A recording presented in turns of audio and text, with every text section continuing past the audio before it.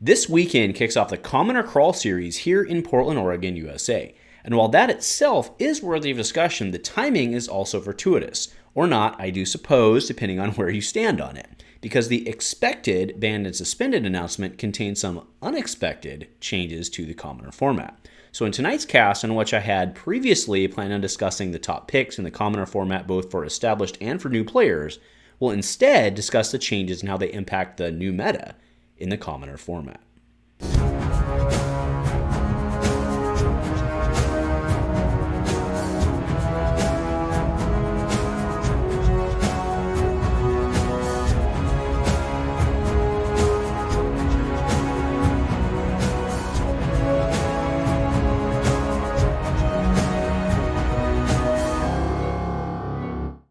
A huge shout out to our channel members for supporting what we do here. If you want to get involved with the channel and the Dice Commando community, please consider joining as a channel member. Remember, these videos are only possible with your support. You can show that support with a like, a subscribe, and by leaving us a comment and sharing your feedback. Community first, and go Commando. Hey there, Flesh and Blood folks, and welcome back to Go Again here on Dice Commando. Now, sorry for the late upload today, but it's been a heck of a week, kind of a train wreck of a week really, because I've been trying to get everything resolved so I'd actually have Sunday afternoon free, that's right, for our big Commoner event. That's right, today we are talking Commoner, and with good reason. Not only did we just get some pretty significant changes in the last banned and suspended announcement, but also this weekend kicks off the Commoner Crawl series here in Dice Commando. So you can see the flyer and ad for that if you are in the area.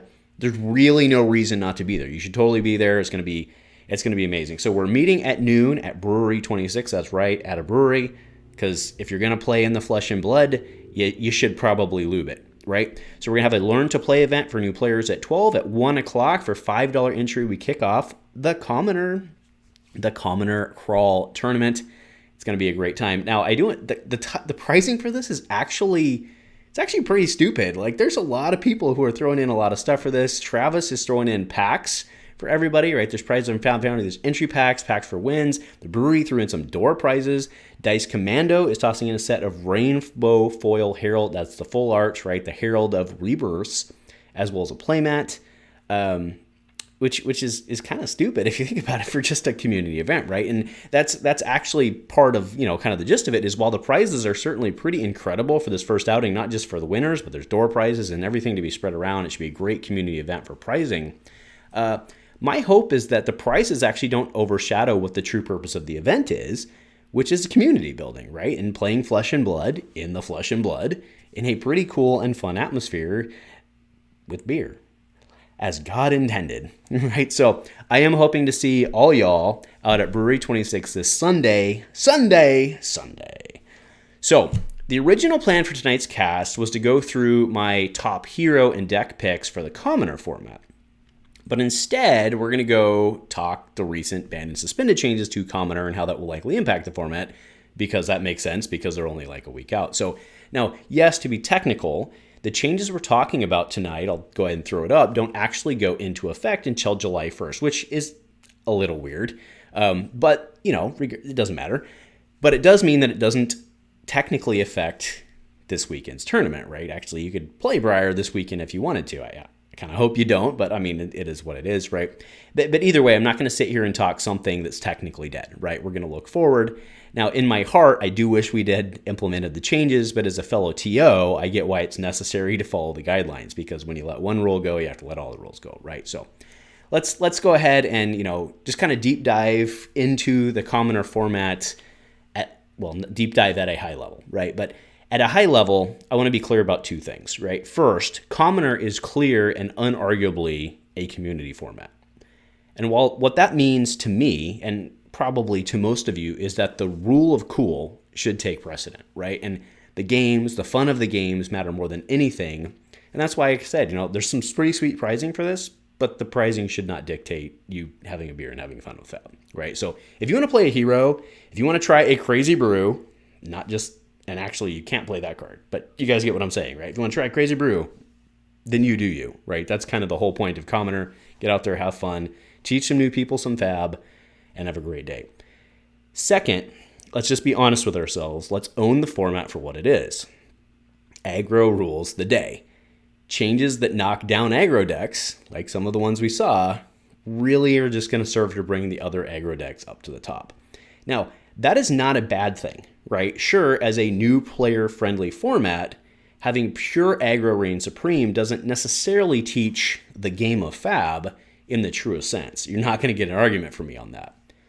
But, having insanely quick games, allowing the community to cram in a ton more games than normal in a casual format, and also really effectively, even if you are looking at a competitive style format for Commoner, effectively minimizing the new versus experienced player matchups impacts, right? Like going to time, having draws, stuff like that, is an overall win for the game. So yeah, when aggro retires, like on, yesterday's announcement, it was this morning for me when I read it, but aggro kind of makes way for more aggro, right? So let's go ahead and, throw up the actual thing we're talking about. So for Commoner, we have two changes.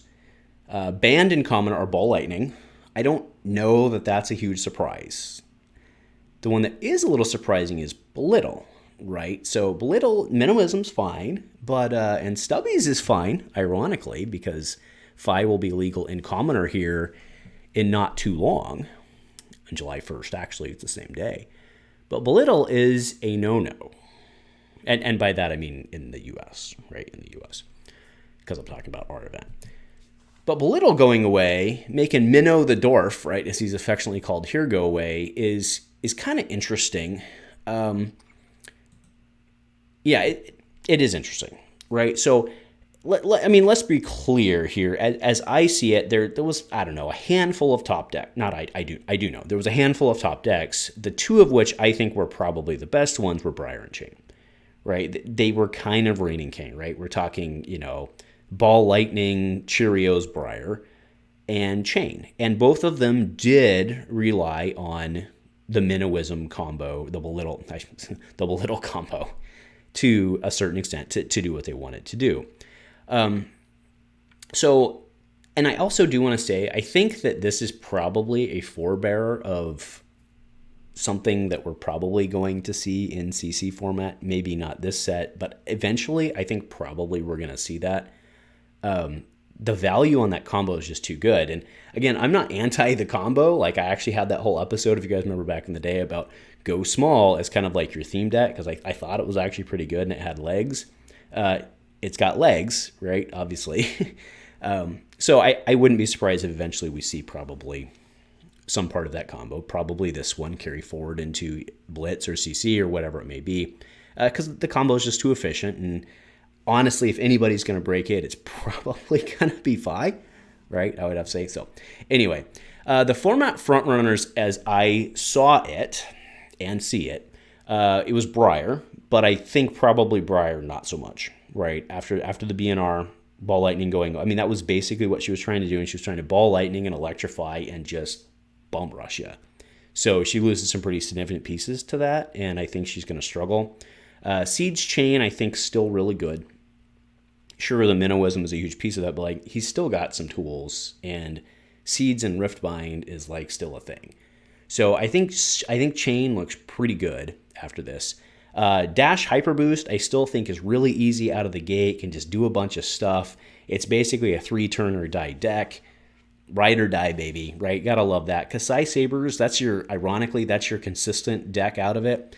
The reason that's your consistent deck in this format is because basically all the copper, there's no reason to even keep track of your copper in this format currently, right? It doesn't matter. What you're trying to do is just lay on attacks and come over the top, right? And the reason Kassai is on this list and not Dorinthea is because Kassai just does it better. The value you get out of her is pretty massive for that second swing, plus all the cards we have out there for second swing, plus Blade Runner.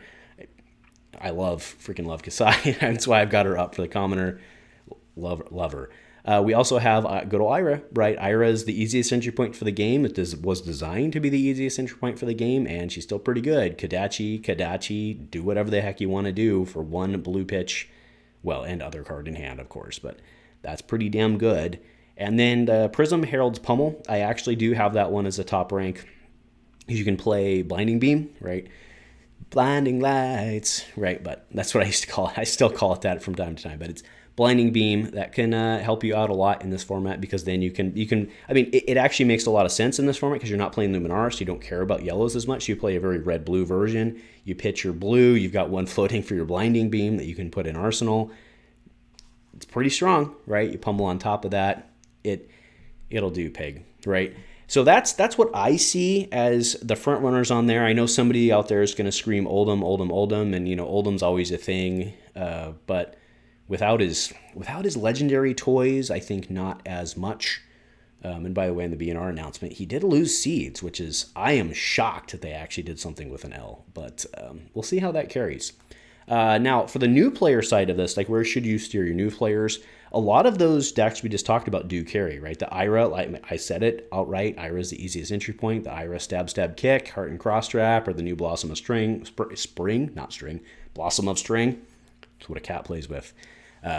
Blossom of Spring into whatever you need for your extra resource, or you can go the Flying Kick thing with Heart and Cross Trap, whatever. You gotta love it. The Prism Herald's Pummel, I think, is actually a pretty good entry point as well. And, this one's maybe not uber competitive, but goddamn, if Guardian, Anathos, Hammer, Pummel, and I guess Bravo's the only one you can do that with, and OG Bravo, by the way, of course, right? But he's maybe the only one you can do with that. I think that's a good place to put people. Kassai Sabers is maybe a little higher entry point, but not much, right? The challenge with Kassai, I think, is for them, but maybe that's not a bad thing, right? Depending on the level 3 player.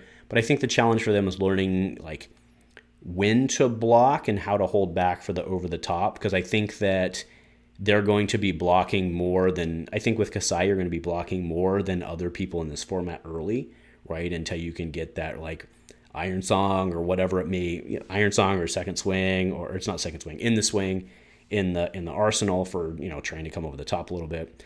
You could also turn them into Dash Hyper Boost. Dash Hyper Boost is it's really not all that hard to play. Well, that's not entirely fair, right? Because the challenge that Dash Hyper Boost has is you lose a lot of basically you lose T-Bone, so you lose the zeros out of that, so you're running a lot of 2s. You really are running a lot of 2s, so you have to be kind of smart with how you set things up into your pistol. So that's probably more of like a next step deck. I mean, to be clear, a lot of these guys have backgrounds coming in, so you could totally send them there and just go big or go home, baby. And then the last one I have to recommend is Brute. Now, I don't think Brute is very good. I'm going to be very clear. I don't think Brute's very good in commoner format, unless you're just clubbing all day, but then doesn't Guardian do it better, right? That's kind of my thing. That said, if you can start them out on like a free Brute deck or something that's, it's okay. It's a really good lead into the 2-player set, which is then a good lead into Flesh and Blood, right? So that's kind of where my head is. I'd like to know what you guys are thinking as well. Do you agree with my format front runners, right? Just to recap, so I have Seeds,